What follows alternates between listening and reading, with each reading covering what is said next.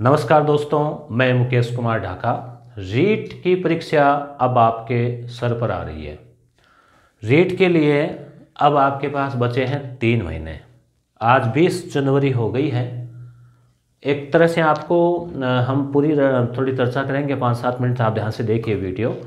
आपका खोया हुआ आत्मविश्वास या फिर आपका जो जोश है उसको और ज़्यादा जो है दोगुना करने का हम प्रयास करेंगे और आत्मविश्वास को लौटाएंगे।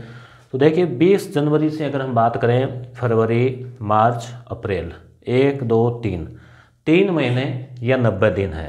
अब आप कहेंगे 90 दिन में अब क्या क्या किया जा सकता है। तो देखिए मैं जहाँ सामान्यतः है इसी तरह से बताता हूँ, बाकी आप अपने हिसाब से और देख सकते हैं। आपके पास 2 तो भाषाएं हैं। एक भाषा आपकी मजबूत रहती है, चाहे वो हिंदी हो या अंग्रेजी हो या संस्कृत हो। एक भाषा ऐसी है जो आपकी ठीक है। शिक्षण विधियाँ भाषा 1 में भी है, भाषा 2 में भी है, सब्जेक्ट में भी है, मगर वो लगभग एक जैसी है। ठीक है, इसलिए आप जो भाषा आपको कठिन लग रही है, जो आपकी द्वितीय भाषा है, भाषा का मैं क्लियर कर दूं, भाषा प्रथम आप जो चाहें वो ले सकते हैं। मीडियम का उसमें कोई फर्क नहीं पड़ता। आप अंग्रेजी ले सकते हैं, हिंदी ले सकते हैं, संस्कृत ले सकते हैं, उर्दू ले सकते हैं, जो चाहे वो ले सकते हैं प्रथम द्वितीय। मगर आगे जब आप शिक्षक बनने के लिए दोबारा भर्ती आएगी ना, उस समय आपसे पूछा जाएगा कि आप तभी पात्र माने जाएंगे जब आपने ग्रेजुएशन में उसका 3 साल अध्ययन किया है या एडिशनल कर रखी है, तभी आप जो है उस विषय के शिक्षक भी बन पाएंगे। तो आप कोशिश वही करें, एक भाषा वो ज़रूर लें जो आपने ग्रेजुएशन में पढ़ी है या फिर आपने उसको एडिशनल किया है। अगर दोनों से कर रखा है तो दोनों वही लें। ठीक है, अब दोनों से आप नहीं, अब आपकी भाषा रही नहीं, तो फिर आप कोई सी भी 2 भाषाएं आप उनमें से ले लीजिए और अंकों को बढ़ा लीजिए। अब हम बात कर रहे थे एक भाषा जो आपको कठिन लगे हैं, उसको आप 2 घंटे लगभग दीजिए डेली। जैसे आप सुबह उठे, कभी भी 5 बजे 6 बजे 2 घंटे उसको पढ़ा फ्री। उसके बाद में जो दूसरी भाषा है जो आपकी कुछ ठीक है, अच्छी है, उसको आप लगभग 1 घंटा, अगर आप 60 मिनट डेली दें, 1 महीने में आप उसको अच्छे से कवर कर लेंगे। 1 महीने में गारंटी है, अगर आप डेली देंगे ईमानदारी से। तो 2 घंटे आप साइकोलॉजी को देवें। अब आप कहेंगे हमने साइकोलॉजी वाली किताब पढ़ ली, एक ही किताब थी, पढ़ ली, उसको एक बार रिवीजन कर लेवें।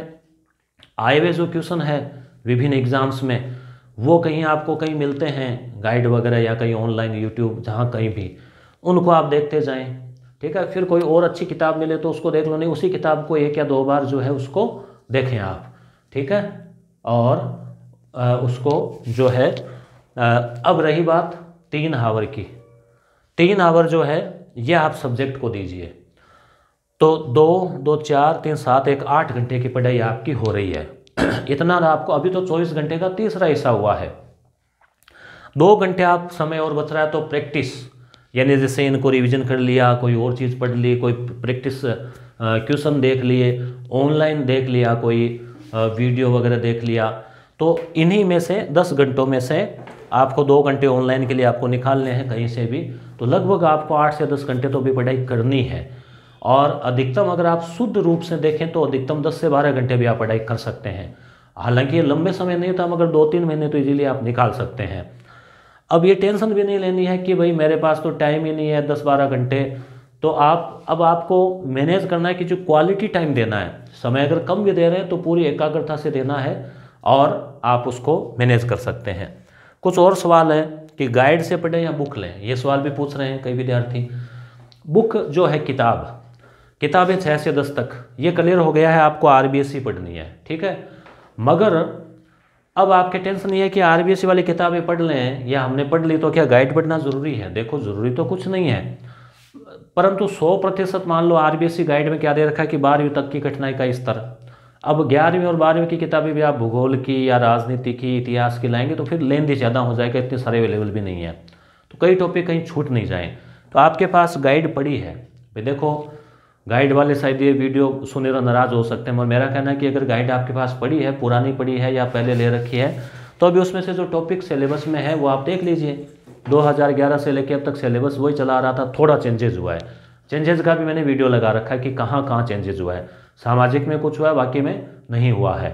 ठीक है, तो आपको क्या करना है, ये जो बुक्स है वो पढ़ ली आपने, बढ़िया बात है। नहीं पढ़ी, कोशिश करें फटाफट पढ़ लें।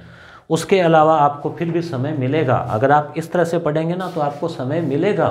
आप ये किताब 1 महीने में पढ़ लेंगे, फिर क्या करेंगे? तो अब आपको समय मिलेगा तो आप क्या करेंगे, गाइड को भी आप दौरान कर सकते हैं। अब यहाँ आप कहेंगे कि क्या गाइड पुरानी पड़ी है उसी को पढ़ लें, तो बेशक जो टॉपिक पहले से हैं कोर्स में वो तो आप है ही, परंतु नए टॉपिक आ गए उनका क्या?